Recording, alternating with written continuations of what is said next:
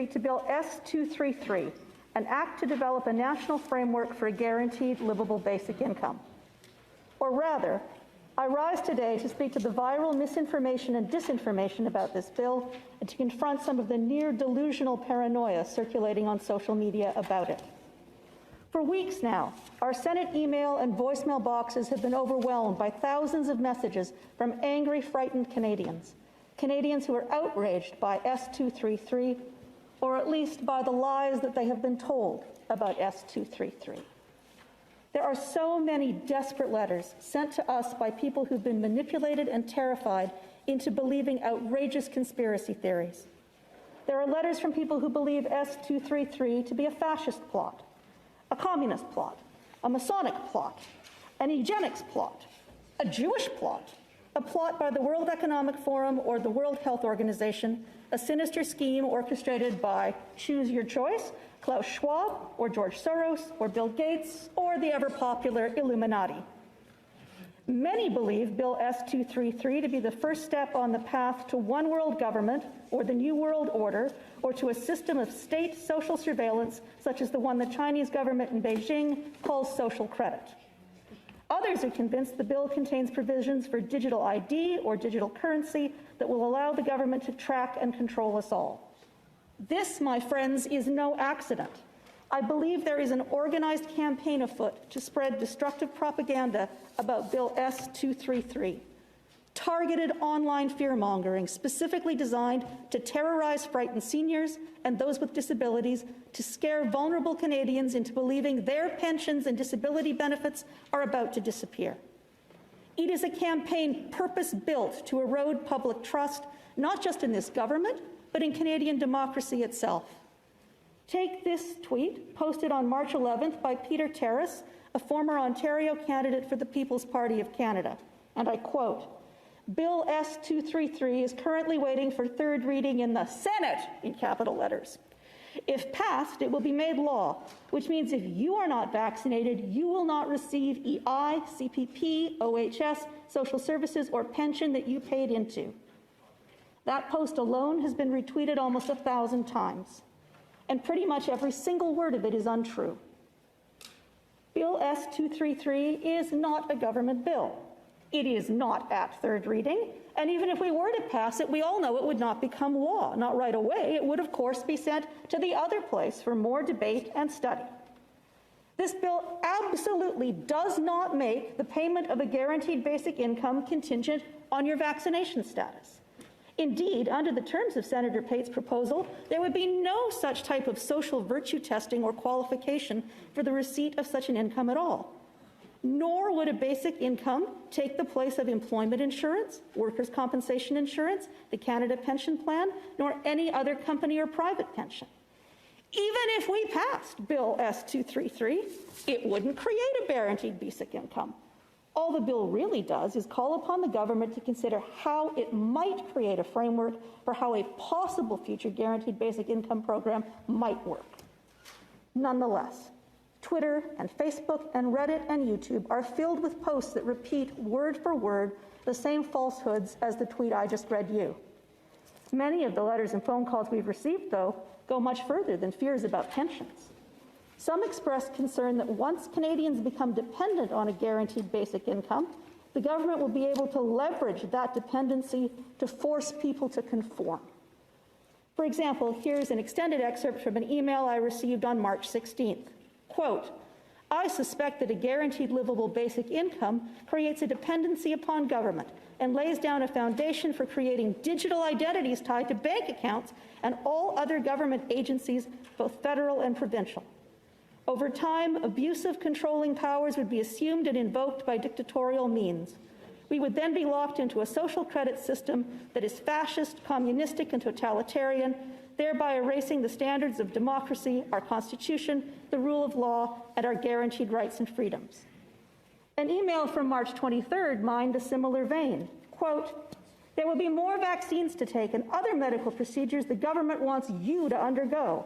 If you don't comply with just one of them, your accounts will be closed and you won't be able to buy food. You won't be able to do anything, not even work."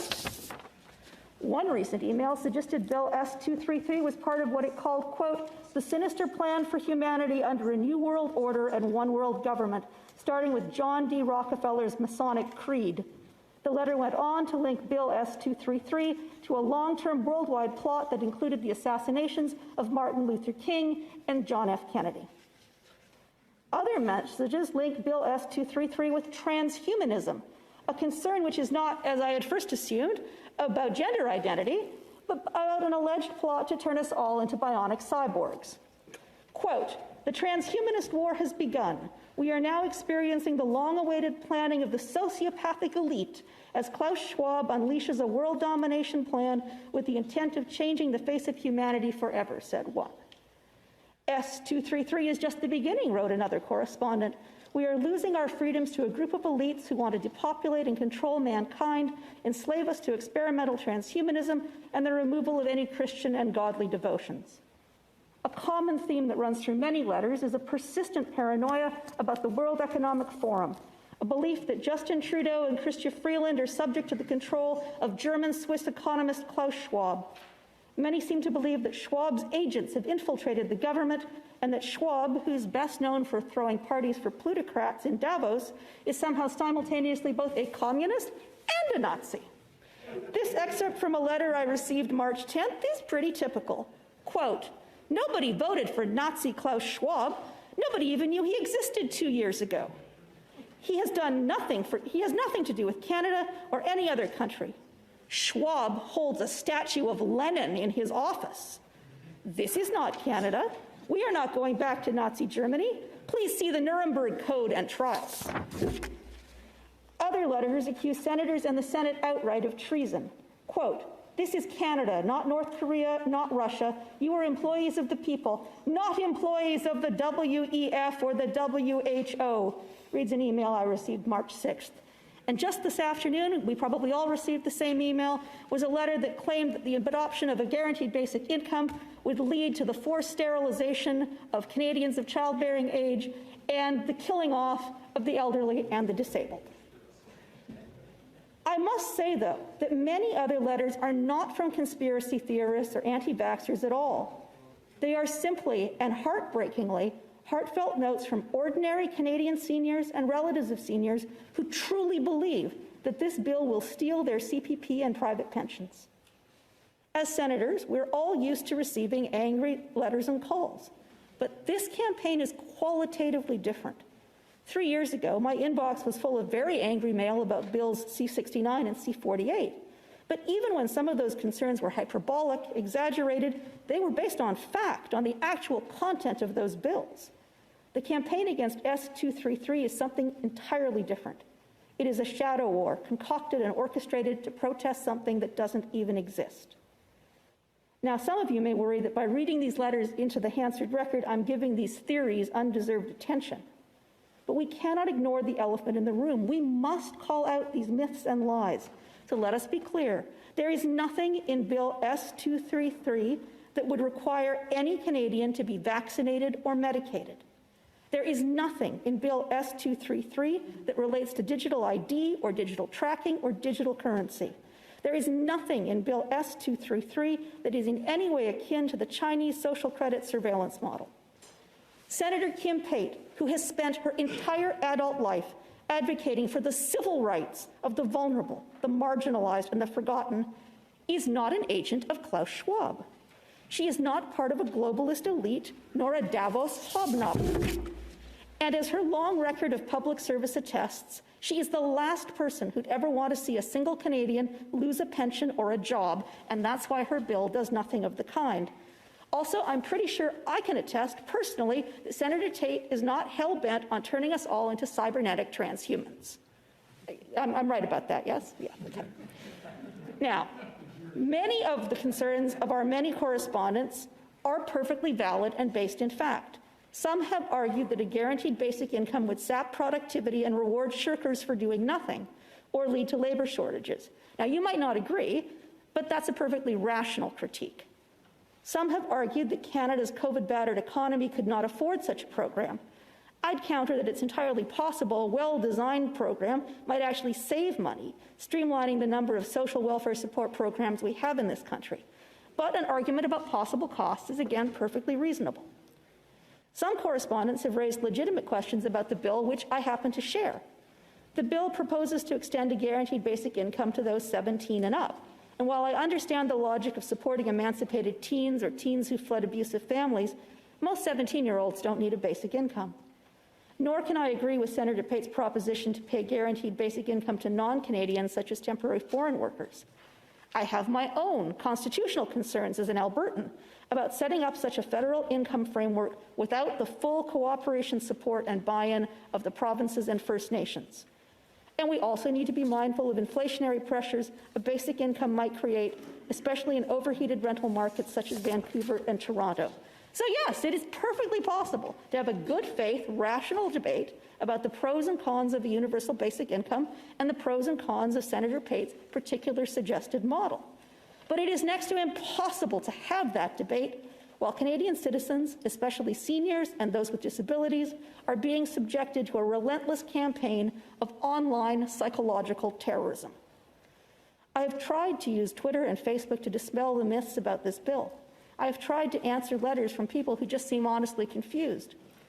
One woman I'll call Missy was so frightened by what she'd heard about Bill S-233, she told me she was thinking of leaving Canada. After I explained what S-233 actually said, she thanked me. "You have truly helped me," she wrote back. "I will do my best to spread what you have told me. It's scary how convincing this can be. I admit I fell for it and fed into it at times." She added, "It's scary to live in fear every day." And that, of course, is the point of this whole disinformation campaign, to create fear and distrust, to keep people scared and vulnerable, and to erode our social contract and social fabric, our confidence in our fellow Canadians, replacing it with suspicion bordering on paranoia. The purpose of this strategy isn't to defeat S-233, which has only the smallest chance of becoming law anyway. No, it's to whip up a hysterical frenzy to convince ordinary Canadians, decent, caring Canadians like Missy, that their political leaders and their political institutions are not to be trusted, and then to trick and con ordinary caring people, just like Missy, into sharing this fake information with their families, their faith communities, or their friends on Facebook. Rebutting these insidious campaigns is not easy. Although I did connect with Missy, I had less luck with a more recent correspondent. She wrote to me this weekend that she could not sleep over her fears that Canadian seniors would lose their pensions. When I tried to explain that S-233 just wouldn't do that, she accused me of gaslighting her and demanded that I never contact her again. In her excellent essay published recently by The Line, conservative strategist Melanie Paradis coined a perfect phrase for these corrosive disinformation campaigns. She called them thought scams. She likened them to those Nigerian prince letters we all used to get, which tried to con us out of our money. But these thought scammers aren't primarily interested in getting rich. They are interested instead in stealing our faith and our trust, in stealing our Canada. And if we too fall prey, if we start demonizing our political opponents, portraying them as treasonous and corrupt, then we forfeit our ability as senators to have any good faith debates over vital public policy questions. So today, my friends, mes chers collègues, I am asking you to join me in standing up to the thought scammers. I ask you not to give a wink or a shrug or a smirk when you see one of these thought scams spreading because you think it might help your side or your team in the short term. I ask all of us here to stand united today, not in full-throated support of Bill S-233, but in united support of truth, of reason, and of Canadian democracy itself. We in the Senate of Canada must stand as a bulwark against the tide of lies. We can, and my friends, we must. Thank you, merci, and hi-hi.